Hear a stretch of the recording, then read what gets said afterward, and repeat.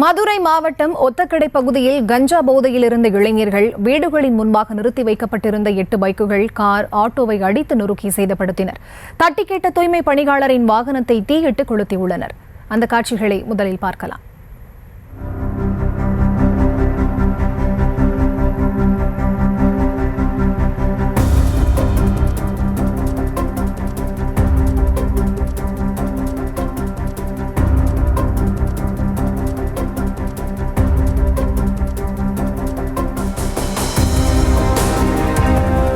இது தொடர்பான விவரங்களோடு இணைப்பில் காத்திருக்கிறார் செய்தியாளர் பாலமுருகன். அவரிடம் பேசலாம். வணக்கம் பாலமுருகன். இந்த அட்டூழியத்தில் ஈடுபட்டிருக்கக்கூடிய இளைஞர்கள் யார்?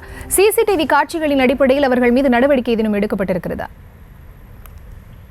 நிச்சயமாக சரிதான். அதாவது மதுரையில் இளைஞர்கள் கஞ்சா புதையில் வீட்டின் முன்பு நிறுத்தி வைக்கக்கூடிய இருசக்கர வாகனம், துப்புரவு பணிக்காக வைத்திருக்கிற வாகனங்களில் தீ வைத்து அட்டகாசத்தில் ஈடுபட்டிருக்கிறார்கள். அதை தட்டி கேட்டவர்களையும் அடித்து தலையை உடைத்திருக்கிறார்கள். அதனால் பரபரப்பு ஏற்பட்டிருக்கிறது. மதுரை மாவட்டம் ஒத்தக்கடை மலச்சாமிபுரம் பகுதியில் இளைஞர்கள் 4 பேர் கஞ்சா புதையில் உருட்டுக்கட்டை மற்றும் இரும்பு கம்பியுடன் கையில் வைத்துக் கொண்டு வீட்டில் முன்பு நிறுத்தி வைக்கப்பட்டிருந்த 8 டூவீலர்கள், ஒரு கார், ஒரு ஆட்டோவை அடித்து நொறுக்கியதோடு மட்டுமில்லாமல் மேலும் கொடிக்குளம் ஊராட்சிக்கு சொந்தமான துப்புரவு பணிக்கு வைத்திருந்த வாகனத்தையும் தீயிட்டு எரித்திருக்கிறார்கள்.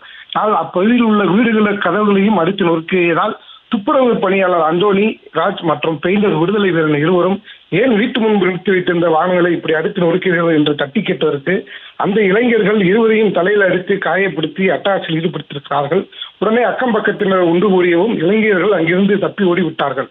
உடனே ஒத்தக்கடை அரசு மருத்துவமனைக்கு விடுதலை வீரனை அழைத்து சிகிச்சைக்காக அனுப்பி வைக்கப்பட்டிருக்கிறார். இது குறித்து ஒத்தக்கடை போலீசாருக்கு தகவல் தெரிவித்தவுடன் உடனடியாக சம்பவத்திற்கு விரைந்து வந்த காவல்துறை அங்கு இருக்கிற சிசிடிவி கேமரா காட்சிகள் அடிப்படையில் சம்பவத்தில் ஈடுபட்ட இளைஞர்கள் 4 பேர் மீது வழக்கு பதிவு செய்தார்கள்.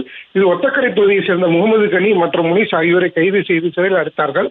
மேலும் 20 ஒத்தக்கடை காவல்துறையினர் தேடி வருகிறார்கள். இதனால் அப்பகுதியில் பரபரப்பு ஏற்பட்டு வருகிறது. விவரங்களுக்கு நன்றி பாலமுருகன்.